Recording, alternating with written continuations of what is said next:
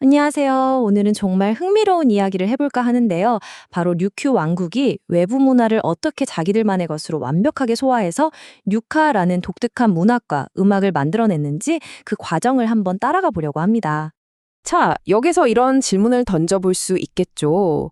어떻게 한 문화가 다른 문화를 그냥 따라하는데 그치지 않고 이걸 완전히 자기 걸로 만들 수 있을까요? 오늘 이야기의 가장 중요한 질문이라고 할 수 있겠네요. 그 과정을 한번 제대로 들여다보겠습니다. 네, 그래서 오늘은요, 먼저 류카 이전에 있었던 오모로라는 고대 가요 이야기부터 시작해서 일본의 와카가 어떻게 들어왔는지, 그리고 이 둘이 만나서 어떻게 류카가 탄생했는지 살펴볼 거고요.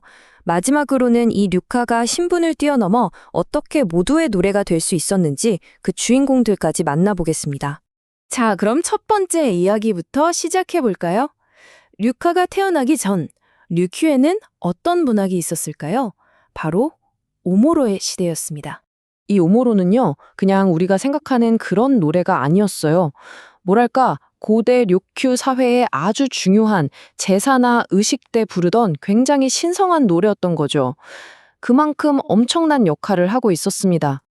그런데 뭐든 영원한 건 없잖아요. 시대가 바뀌고 사회가 변하면서 이런 오래된 의식들도 점점 힘을 잃게 된 거죠.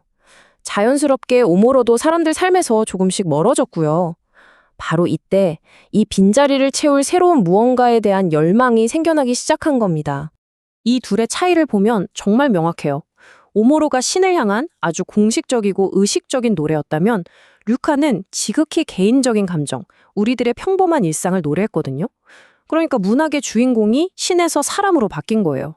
이건 정말 엄청난 변화, 말 그대로 패러다임의 전환이었죠. 자, 그럼 이런 엄청난 변화는 어디서부터 시작됐을까요? 그 촉매제 역할을 한 것이 바로 바다 건너 일본에서 온 와카라는 일본의 전통 시였습니다.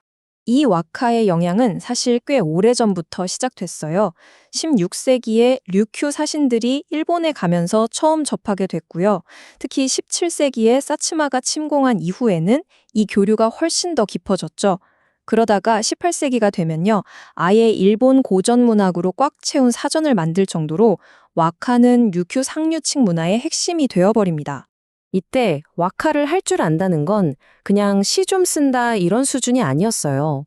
류큐의 지배계층, 그러니까 사족들한테는 나는 이만큼 교양 있는 사람이다 라는 걸 보여주는 증표 같은 거였죠.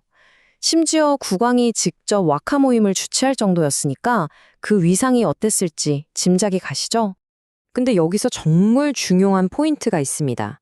이 사람들이 그냥 와카의 형식만 베낀 게 아니라는 거예요.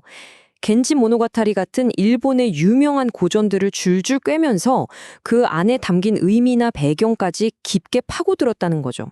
이건 그냥 흉내내기가 아니라 완전히 자기 걸로 만들려고 했던 진짜 공부였던 겁니다. 자, 이제부터가 진짜 하이라이트입니다.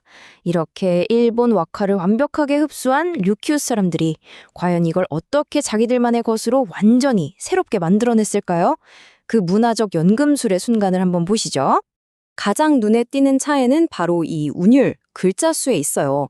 일본 와카는 57577, 딱 31글자라는 정해진 규칙이 있거든요.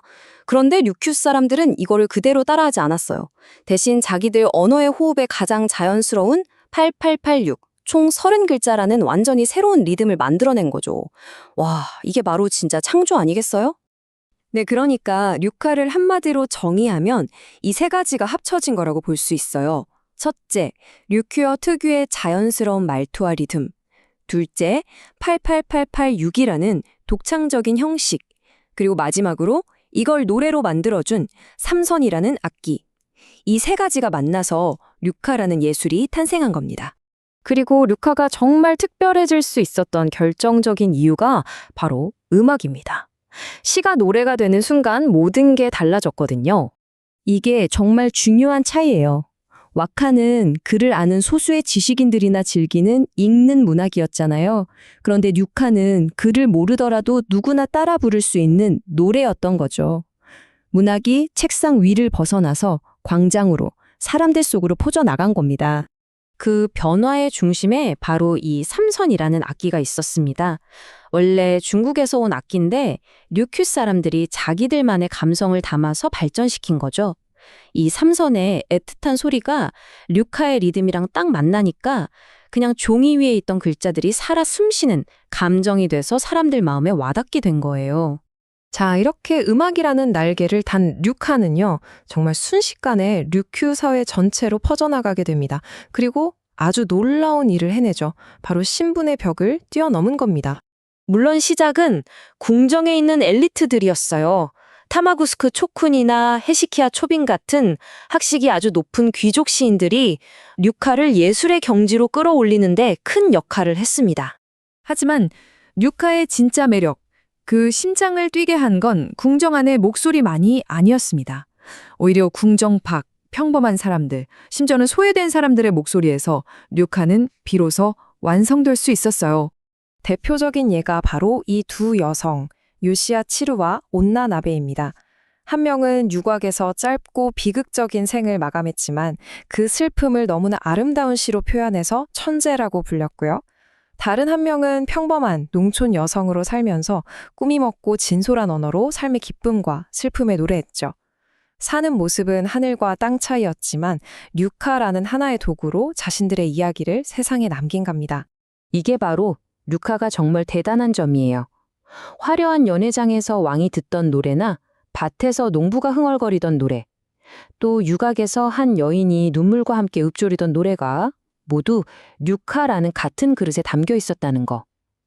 류카는 정말이지 류큐의 모든 사람들을 하나로 묶어주는 그런 문화였던 거죠. 결론적으로 류카는 일본 와카의 단순한 아류작이 절대 아니었습니다. 와카를 깊이 있게 소화해서 자기들의 언어와 리듬, 그리고 음악을 더해 완전히 새로운 생명체로 재탄생시킨 거죠. 왕의 노래에서부터 평범한 농민, 그리고 기녀의 노래까지 모든 계층의 삶과 감정이 녹아있는 이 류카야말로 류큐라는 왕국이 만들어낸 자기 자신만의 진정한 목소리였다고 할 수 있지 않을까요?